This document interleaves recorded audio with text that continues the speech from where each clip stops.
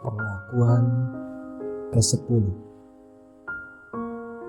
Tuhan, izinkan aku menjadi pelacur.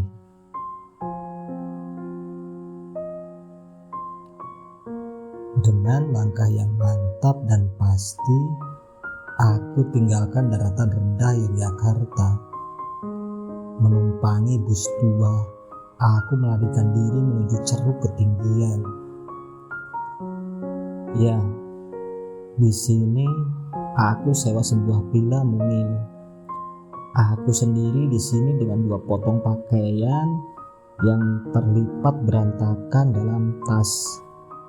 Aku ingin menenangkan pikiran, memantapkan niat, dan memandangi dengan sebaik-baiknya hidupku yang sama sekali telah berubah dari hidupku sebelum-sebelumnya. Setidaknya 4 tahun atau 5 tahun yang silam. Aku tengah berhimne dengan masa depanku. Dalam kepergian ini yang kukuat-kuatkan dalam diri adalah bagaimana melupakan semuanya. Bahkan peristiwa yang membuatku beberapa hari ini tak tenang. Soal kecil sebetulnya, soal keluarga. Tapi walau kecil, soal ini serupa kerikil dalam sepatu. Aku sangat terganggu dan hampir memutuskan untuk berkelahi saja dengan kakakku yang brengsek itu. Ini bermula dari soal teririsnya hatiku melihat ibu yang diperlakukan seorang kakak yang tak ada bedanya dengan preman dan pemeras. Warung jualan ibu semakin sepi barang. Minyak tanah saja sudah tak menjual. Sementara kakakku yang berhati preman itu selalu datang untuk meminta dan meminta. Sudah berkali-kali ibu menyuruhku untuk memberitahu kelakuan kakakku itu karena tinggal aku yang di rumah. Aku kasihan lihat ibu yang diperlakukan tak ubahnya seperti budak oleh putranya sendiri. Aku muak sekali dengan tabiat kakakku itu. Ia jadi perampok dalam keluarga sendiri. Bayangkan, etalase untuk warung saja semuanya dia angkut, seolah-olah miliknya sendiri. Semuanya kulihat habis dan ludes. Ironisnya lagi, sewaktu aku beli minyak goreng ke warungnya, aku disuruhnya membayar. Gila apa? Gila apa enggak itu? Padahal aku sangat tahu bahwa modal dia buka warung sendiri itu dari warung ibu. Tak tahan dengan ketertekanan ibu, aku kirim surat elektronik ke Amerika memberitahu Mas Rudi dan Mbak Lastri soal ketertekanan ibu dan perilaku kakakku di Wonosari. Dengan sedikit kasar, karena memang aku turut tertekan, aku menulis dan memberitahu mereka. Aku heran, kok kalian gak paham-paham toh? Wah, bullshit sama semua modal yang kalian kirim. Semua itu seluruhnya untuk menghidupi orang yang salah. Ibu tak kebagian sesuai pun. Kasihan sekali bapak yang ngerintis dirampok anak sendiri. Kalian itu kuminta harus tegas. Aku bisa saja berkelahi dengannya, tapi aku gak bisa. Dan itu bukan nyelesain masalah, tapi bikin runyam. Lagi pula aku anak paling kecil. Ibu bisa stroke gara-gara ulah preman keluarga ini. Sapi amblas, duit amblas, modal gak tahu larinya kemana. Belum lagi perlakuan dia ke ibu yang sama sekali gak nyerminin diri seorang anak kepada orang tuanya. Ibu sering ngerasa asing pada keluarganya dan istrinya.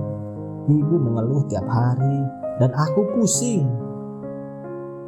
Terserah kalian mau ikut campur atau tidak. Aku juga udah males melihat kelakuannya. Bosan Belum lagi dengar ibu mengeluh terus. Aku ngeri sendiri dengarnya. Ngeri.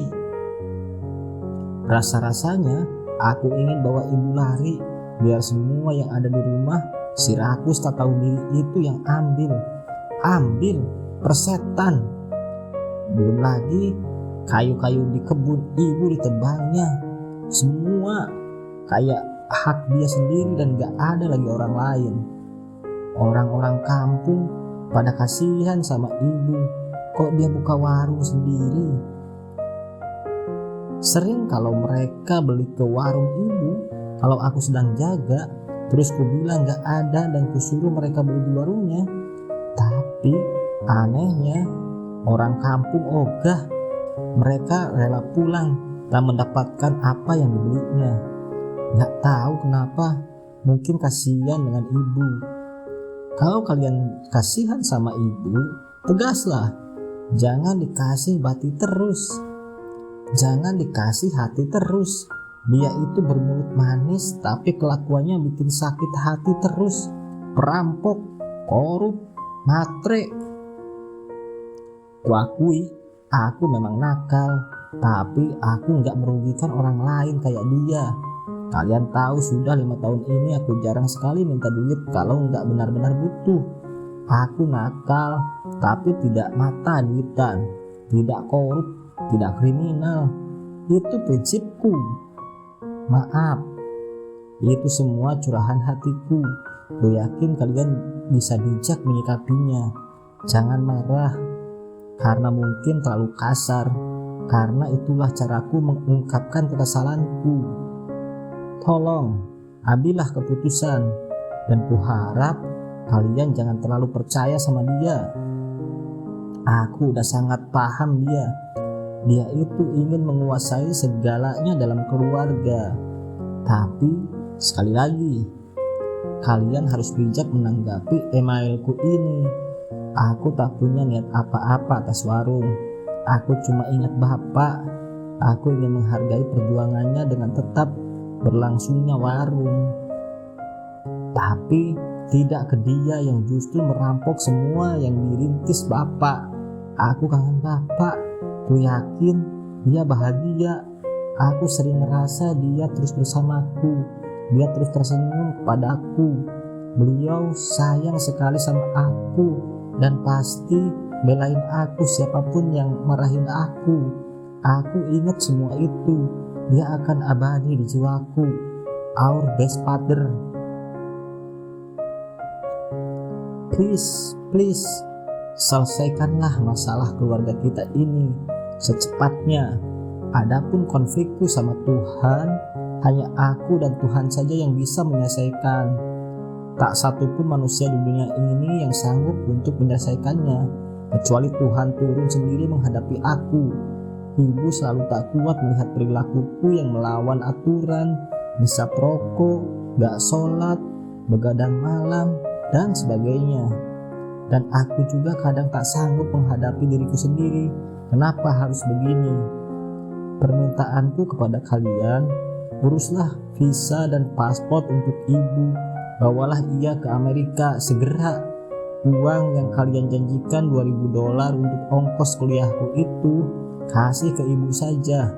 Ibu sudah tua dan usianya kian lanjut, rambutnya udah putih semua. Kalian kira ibu akan hidup selamanya? Lalu kapan kalian akan punya waktu bikin ibu bahagia dan tersenyum melihat cucu-cucunya di Amerika? Aku takut ibu akan jatuh sakit karena terlalu banyak pikiran. Jangan mikirin diri sendiri, mikirin rumah baru, mobil baru. Deal. Sekali ini saja permintaanku, tolong dikabulin ya. Karena saat ini aku belum bisa buat ibu bahagia. Jangan terlalu pikirkan aku masih muda dan saat ini terus bertarung dengan pikiran yang kuemban.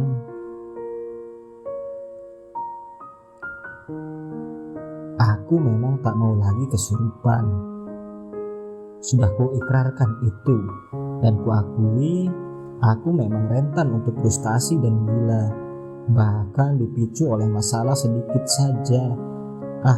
Untunglah aku tak jadi berkelahi dengan kakakku.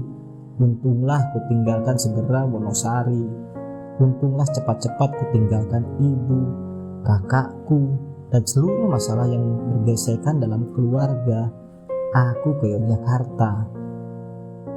Tapi tidak untuk berdiam dalam kos, tapi menuju ke suatu tempat yang pikiranku bisa dibawanya terbang sejenak. Dan aku sudah di sini sekarang. Ya, di ketinggian ini aku harus belajar melupa Kiran, melupa atas rasa kasihan berlebihan kepada ibu, kejengkelan kepada kakak di rumah yang tak tahu diri, dan ketertekanan atas ketakpedulian kedua kakak yang hidup enak-enakan di rantau jauh. Melupa Kiran sejenak, sebab melupa akan sedikit menyelamatkan pikiranmu dari kebangkrutan. Ya, aku tak mau mengalami proses menuju mati untuk kedua kalinya. Aku juga tak mau gila sebagaimana dikutukan oleh guru sejarah Riana. Sekarang, karena itu, aku harus melupa dan bergabung secara total dengan suasana di bukit ini. Aku harus rasai malam yang sejatinya tak terlalu bahagia ini bersamaan hilangnya jutaan kerlip mutiara bintang di langit yang merupakan satu-satunya hiburanku. Dan kini aku tinggal sendiri dalam ceruk pemikiranku, tanpa ingatan kerikil keluarga dan satupun lelaki di sampingku sebagaimana biasanya. Aku tidak boleh terus-terusan berada di samping mereka. Juga aku akan berjuang menjauhkan diri sedikit demi sedikit dari keluarga dekatku dan juga seluruh masyarakat yang pernah mengenalku sebagai juru dakwah perempuan yang militan. Aku ingin melupakan dan memutus semua ingatan sejarah itu. Aku rasai bagaimana tersiksanya aku dengan kenang-kenangan itu. Capek, dan kini aku melemparkan diriku di sebuah ceruk yang sunyi, yang tinggi, dan membiarkan pikiranku melayang sementara jalang mataku terus menatap lelangitan yang pekat. Dan tentang duniaku yang baru, dunia pelacuran, aku sudah berkali-kali pamit baik-baik dengan Tuhan. Tapi jawaban tak juga bersahut. Suara Tuhan seakan lenyap dalam cakrawala kesadaranku. Malah yang kudapatkan, aku seperti bayi yang berada di rimba belantara bumi, yang tersesat di jurang-jurang kelam tak berdasar. Seperti bayi, seperti hati seperti tidak mendapat keagungan apapun. Seperti tokoh-tokoh masa lalu yang mengharum bermekaran sepanjang masa. Aku tak punya apa-apa yang bisa kupersembahkan kepada Tuhan. Bukan karena kehendakku semata aku seperti ini. Aku hanya ingin menangkap saripati kehidupan dengan bilahan-bilahan kejujuran. Meski kejujuran itu dikitari oleh energi-energi negatif kehidupan yang menyumbat. Dan keinginanku menjadi pelacur adalah salah satu keinginan terjujur yang bisa kuberitahukan kepadanya. Ya, hanya modal kejujuran yang aku punyai untuk menjalani hidupku, termasuk jujur berkata bahwa agama yang dulu kubela-bela di lingkaran jemaah ternyata sangat abstrak, tidak menyata. Bagaimana bisa iman yang terlampau abstrak, yang terlampau normatif itu bisa kuyakini? Bodoh. Baik juga kalau sewaktu di jemaah aku tak mengusik uang orang tua untuk dapatkan infak, tapi langsung terjun sekalian menjadi pelacur dengan atribut dan jubah agama yang lengkap. Demi dana bagi perjuangan suci menegakkan syariat Islam atas seorang ustadz dalam jemaah. Bisa heboh kali ya. Iman itu, iman yang dibangga-banggakan itu. Hari ini iman dan aku kembali bertemu, tapi bukan lagi pertemuan yang bersahaja dan saling memesrai, melainkan pertemuan dua kekuatan yang saling menegang, saling mendelik, saling menjauh. Iman itulah yang menjadi picu untuk menghakimiku, untuk menghukumku, tapi iman jenis apa yang mereka maksudkan, dan bangga-banggakan untuk menghakimiku, mencibirku sebagai perempuan sundal yang tak tahu pekerti, tak tahu susila, tak tahu ajaran. Ah, iman, kata mereka. Bukankah iman adalah adanya penyerahan seorang manusia hanya karena ia tak berdaya? Percaya artinya berserah, dan menyerah berarti tidak mampu. Setiap kesatria matahari terbit akan melakukan harakiri ketika kalah perang, sebab menyerah adalah aib di dunia ksatria. Itu berarti dengan iman manusia tak lagi jadi dirinya sendiri. Mereka harus tunduk kepada dogma, harus, tanpa ada posisi tawar sama sekali. Lalu dihujanilah nalar manusia dengan konsep penciptaan yang disebut-sebut pengabdian, suatu keotoriteran yang luar biasa. Ketika malaikat bertanya kepada Tuhan, "Tuhan, buat apa kau ciptakan manusia yang akan menumpahkan darah?" Tuhan hanya diam dan tidak pernah memberikan jawaban yang jelas. Dia berkata, "Terserah aku, sesukaku, itu urusanku." Tuhan tak pernah membeberkan maksudnya, tidak pernah memberitahu kita apa maksud Dia menciptakan. Yang Ia sodorkan adalah dogma untuk pengabdian. Lalu Tuhan juga berfirman kepada Adam, "Sebagian kamu akan menjadi musuh bagi sebagian yang lain." Itu jelas bahwa bumi sudah didesain dengan pertumpahan darah, dengan pembunuhan, dan dengan kepedihan-kepedihan yang luar biasa. Dan manusia harus menerima semua itu tanpa harus tahu dan boleh tahu apa maksud dibalik semua penderitaan ini. Dan manusia diharuskan untuk menyerah kepada kata-kata iman dan tunduk di bawah konsep ibadah yang kosong. Nah, ini lagi ibadah. Kuberitahukan bahwa ibadah bukanlah jawaban untuk menghadapi hidup. Ibadah terlampau abstrak, terlampau lemah, karena bukan jawaban. Maka alasan apa lagi yang kupakai untuk melakukan itu? Kusadari sekarang bahwa aku begitu takut tidak menjalani kewajiban ibadah karena memang aku sejak kecil ditakut-takuti oleh orang tuaku dan orang-orang di sekitarku dengan neraka. Neraka adalah api yang membara dan membakar. Tapi hari ini semua ketakutan itu kuuapkan hingga di batas entah. Ibadah adalah sebuah frase yang disusupi unsur-unsur perintah, dan aku tidak mau diperintah dengan alasan dan perintah dogma. Betapa menyedihkan hidup kita semua ini. Lihatlah, begitu menggelikannya ketika sudah beratus melewati tempat-tempat sembahyang itu. Mirip proses sesaji menyembah nenek moyang, mirip rutinitas penyembahan di masa purba.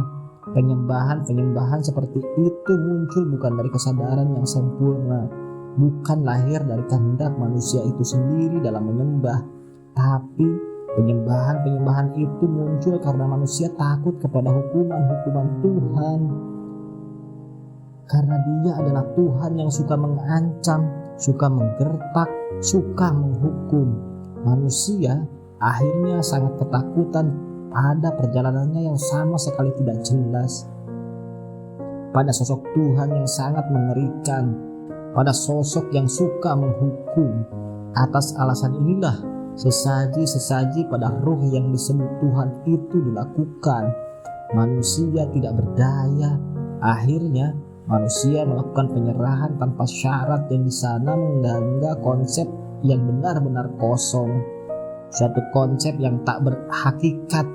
Karena memang Tuhan tidak pernah membuka dirinya untuk sebuah hakikat, untuk maksud sesuatu yang Ia perintahkan atau sesuatu yang Ia perbuat. Manusia-manusia yang bego pun makin bego dibuatnya. dan tidak pernah tahu apa esensi dari ibadah itu sendiri. Maksud ibadah dan maksud penyembahan itu apa?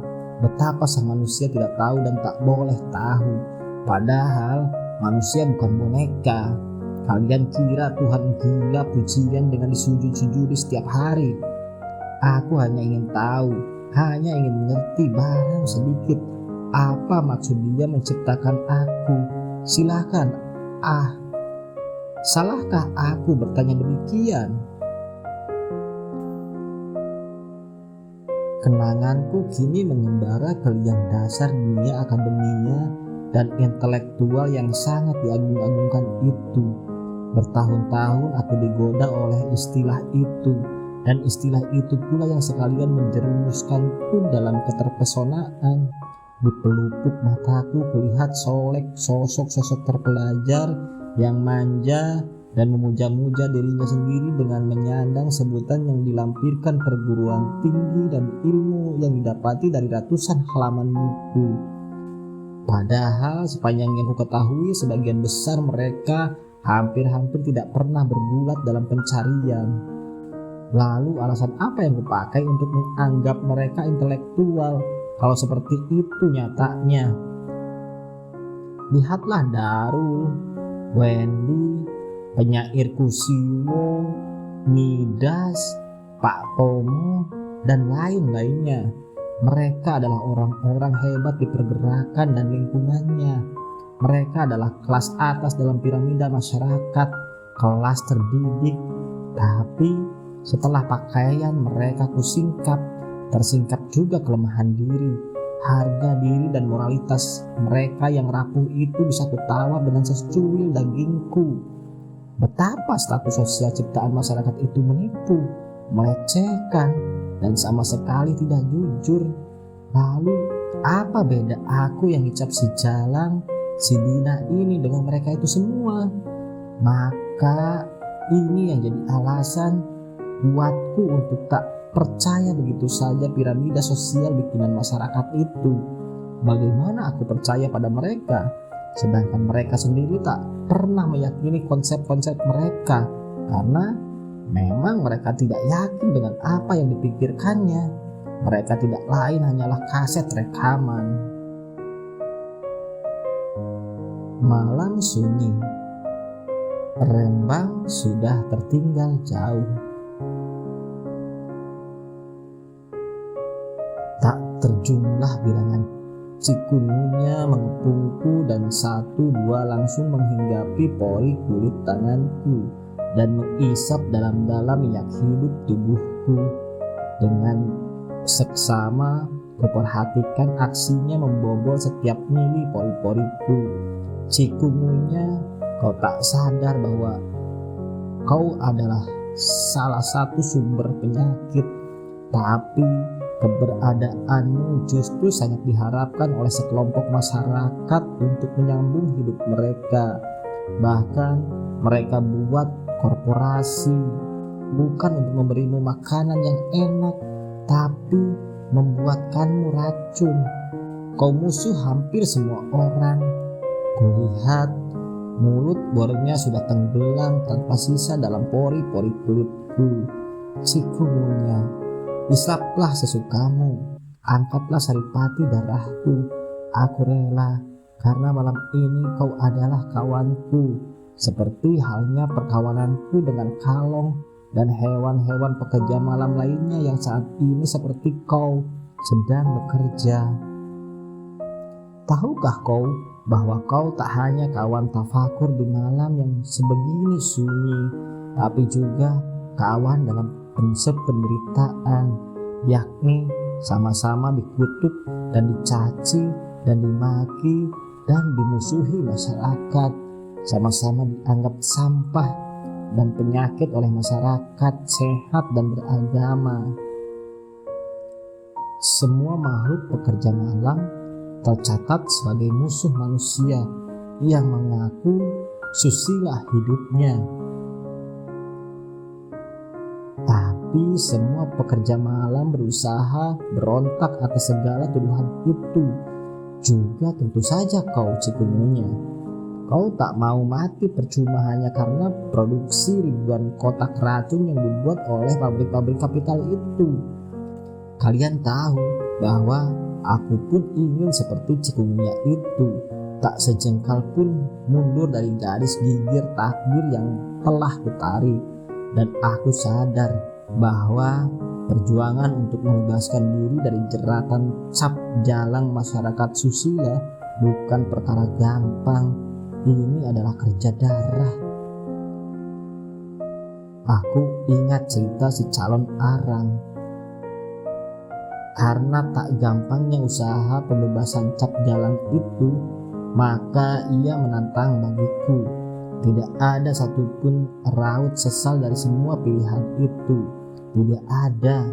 Maka sebagaimana aku yang tak pernah menyesali segala keputusan yang kubuat, maka aku juga tak boleh menyalahkan jebakan-jebakan pahit hidup yang sudah menapis-napisku. Aku sudah jauh melela dalam riak hidup sebagaimana kosong penuhnya aku malam ini. Sebagaimana malam yang pekat, aku ingin menyempurnakan kegelapanku dan berusaha semampu-mampuku untuk bergiat membongkar lingkungan yang mengitariku karena banyak konsep yang menjerat memenjara. Aku memerlukan keberanian yang melimpah untuk membongkar konsep itu. Konsep yang kadung sudah sangat wajar dijaga-jagai hukum sosial di sekitarku. Ku renung-renungkan betapa bodohnya aku, betapa tololnya aku yang dengan ceroboh telah memakan mentah-mentah dogma agama yang disuntikan di kepalaku, yang membuat nalar dan imanku terluka. Dogma-dogma itu telah mendistorsi pencarianku atas eksistensi hidup untuk mencapai titik sempurna. Konsep-konsep itu memenjaraku, mencabik-cabikku, membuat segalanya buntu. Kurasai setiap kali bercinta dan mendengarkan panggilan azan masjid dan genta gereja, pertumbuhan hidupku tampak mandek dan berhenti. Kuingat tatkala aku masih dalam tempurung dogma dan cita-cita abstrak agama, jiwaku menjadi dekaden karena segala ritual itu tidak pernah bisa kulampaui.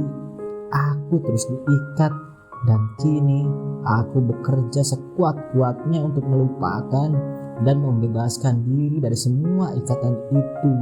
Memutus semua itu agar jiwaku tidak terus-menerus tertungkung dalam jiwa yang jumud. Dan jiwa-jiwa terkurung ini yang kulihat menjangkiti masyarakat di mana aku tinggal, dan kusaksikan sendiri dari lelaki-lelaki aktivis, intelektual muda, dan manusia-manusia yang ngaku-ngaku sufi yang kujilati baut tubuhnya. Betapa semuanya itu tak lain adalah sampah, karena mereka pun tidak mampu menjadi dirinya sendiri seutuh-utuhnya. Malam larut. Makin pekat ini malam. Angin terus memuntahkan dinginnya, rasuki kenanganku yang paling jauh. Kenangan akan sepenggalan perjalanan hidupku.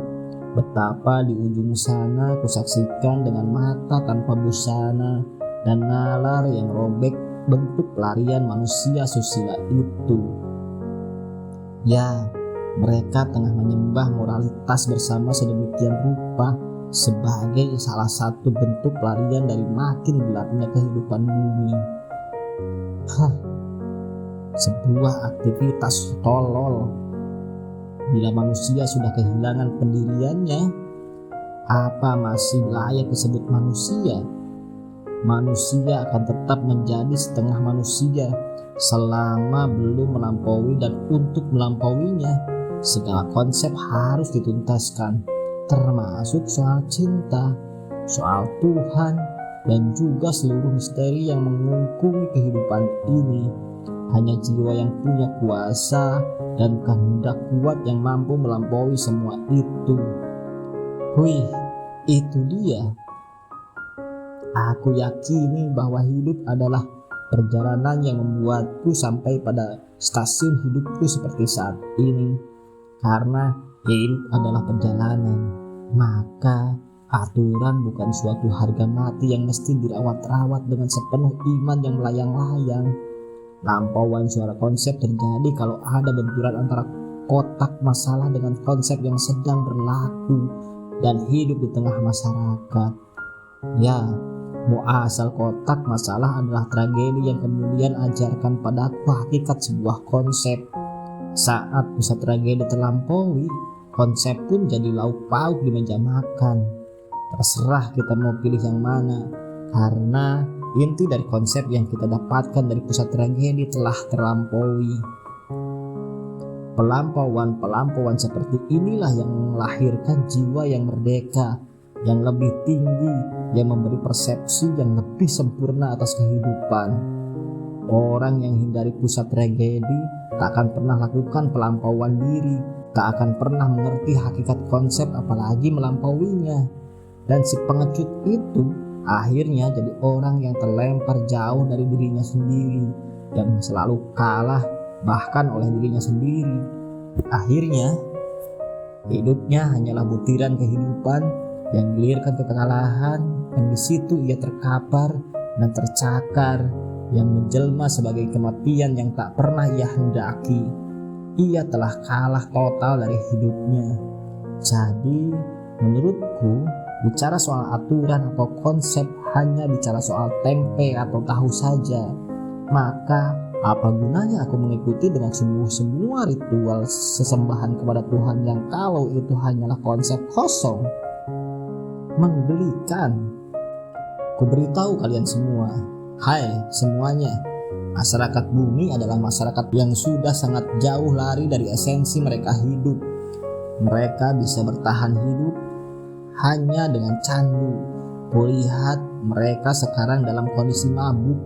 Hidup mereka jadi stagnan, mandeg. Bagaimana tidak?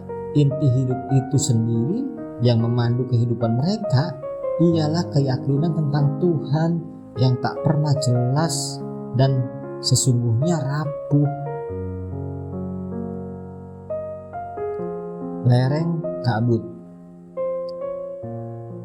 tak hanya meniupkan dingin dalam gulita, lereng mulai uapkan asap kabut putih.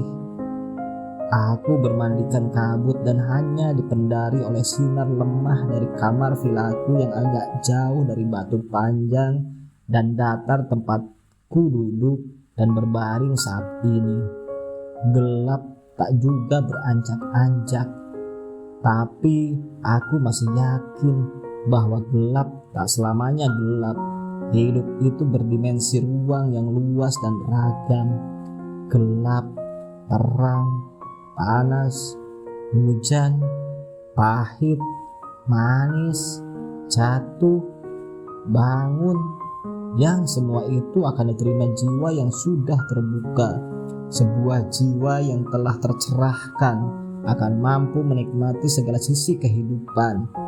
Terang gelapnya, pahit getirnya, dan semua yang menyayat akan terhikmat indah dan bersahaja seperti rembulan di atas tanah yang bersaharu layali. Jiwa seperti itu akan didapat setelah manusia meniti deret ukur tragedi, karena dalam tragedilah sesungguhnya sinyal-sinyal kekuatan dan integritas kemanusiaan kita bangkit. Setiap kebangkitan itu menandai adanya pelampauan satu gulungan kegelapan, dan ketika dia berhasil melampaui semua kegelapan kemanusiaannya, jiwanya akan dipenuhi dengan berkas-berkas cahaya yang dipancarkan oleh vibrasi kekuatan dirinya yang telah terbangkitkan. Peristiwa apapun tak akan sanggup memengaruhinya karena ia seperti lilin. Ada sumber kedamaian bagi dirinya sendiri, dan aku sudah cobai dan berusaha melewati pusat-pusat tragedi itu dalam sepenggal perjalanan hidupku. Karena itu, kelahiran dan kehadiranku segenap-genap kuarahkan pada titik menjadi sang penakluk. Ya, penaklukan adalah petualangan, adalah karapan. Gerakan penaklukan membuat hidup menjadi lebih bergairah karena gambling sangat dinikmati para petualang yang telah jadi raja bagi dirinya, bagi kehendaknya, bagi kehidupannya. Akulah putri sang api. Lalu bagaimana aku terbakar? Akulah pengendali takdirku sendiri. Maka Tuhan mau tak mau melepas bebaskan takdirku dari kendalinya. Mata sang putri api itu masih tajam menatap setiap sudut bumi. Dialah sang Tuan yang telah menuntaskan segala sesuatu karena ia adalah manusia yang telah melampaui dirinya. Dialah tragedi, dialah kegelapan, dialah anggur yang selalu memabukkan sekaligus candu yang akan membuat semua orang tergantung kepadanya. Kebahagiaan yang dicari manusia selama ini sebenarnya ada dalam dirinya sendiri. Setelah ia berhasil melampaui semua kegelapannya, berhasil melampaui semua konsep, sehingga ia bisa menjadi manusia merdeka yang membentangkan sebuah jalan tegas akan sebuah kehidupan. Ia menjadi udara yang melingkupi seluruhnya. Itulah kehidupan yang sesungguhnya. Selain kebahagiaan seperti itu, yang ada hanyalah candu yang semakin direbut semakin membuat jiwa haus, kering kerontang atas ketergantungan yang akan menenggelamkan semua kekuatan kemanusiaan yang ada dalam dirinya.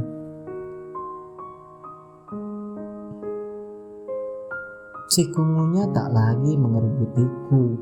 Mungkin juga kabut yang ditiupkan lereng ini yang mengempaskannya dan menyuruhnya segera menjauh dariku setelah panen darah yang melelahkan usai.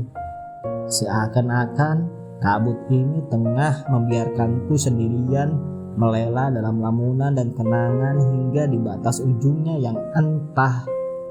Dan aku kini dihadapkan pada soal manusia dan peradaban. Dalam keluarga manusia Islam tingkat pertama, seorang pemateri dengan sangat bersemangat dan berapi-api mengajariku tentang hal ini. Aku menolak pendapat orang banyak bahwa manusia adalah binatang yang berperadaban, sebab jika ditelisik lebih jauh, sebenarnya peradaban hanyalah sebuah selimut, hanyalah selembar kain yang dipakai supaya manusia tidak benar-benar terlihat seperti binatang.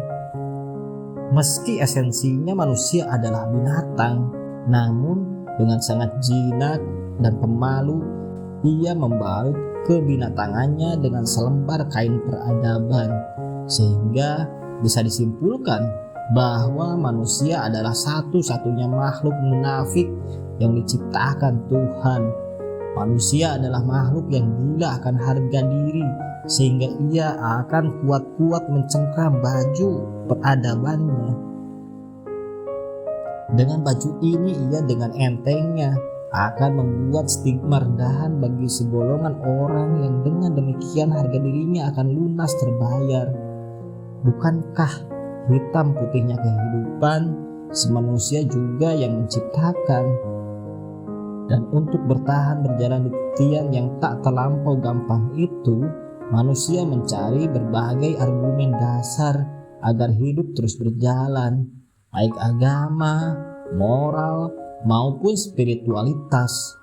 Dengan semua itu mereka mendirikan istana-istana kemapanan. Dan tahukah mereka bahwa itu semua kosong? Karena tidak tahu, maka manusia kemudian saling mencakar untuk berebut kue-kue kejayaan, kue-kue kekayaan, kue-kue kehormatan, kue-kue yang menempel di kain baju harga dirinya. Ada yang penuh kejayaan, ada yang terlempar dan terdampar bagai sampah di pantai kesialan dan kemerosotan diri. Kejatuhan Adam adalah pengantar awal manusia pada kekelaman. Itulah manusia dan kehidupannya, karena bumi adalah pemenjaraan atas dosa Adam. Maka bumi adalah simbol keterpisahan di mana Tuhan tak mau menginjakan kakinya di tempat yang berdebu dan kumuh ini. Kesimpulanku adalah jangan pernah mengharapkan apapun dari Tuhan seperti dilakukan kaum beragama, karena itu adalah bagian dari mimpi yang sempurna. Tapi apa yang terjadi dalam masyarakatku, manusia-manusia di sekitarku cuma bisa menerima orang-orang yang kelihatan susila sebagaimana dituntunkan agama, tapi menolak bahkan mencaci orang-orang yang dianggap menyimpang, sekalipun sang jalang jujur mengatakan penyimpangan itu karena ketaksanggupannya untuk menjadi orang susila yang munafik. Bukankah mereka yang menyimpang juga manusia-manusia yang menggambar hidup dengan potensi dan jalan hidup yang telah mereka pilih secara sadar? Kabut tak juga berlalu. Di kejauhan sana, di bawah sana, ku dengar suara azan. Di atap bumi kulihat kalong-kalong mulai berkitar-kitar gelisah karena siang hampir datang mengusir mereka untuk segera pulang. Tampaknya aku juga akan segera meninggalkan malam ini menuju peraduan. Sudah menjadi takdir apabila manusia-manusia malam tidak menyukai matahari terbit, sebab di sudut sana musuh-musuhnya yang bertopeng susila akan bangun dan menjelajahi kehidupan siang, kehidupan terang yang serba baik. Banyak orang di kemudian hari mengatakan bahwa terang identik dengan cahaya, keluhuran, dan jalan lurus kebaikan. Selamat tinggal malam, selamat pagi. Izinkan aku kembali ke peraduanku.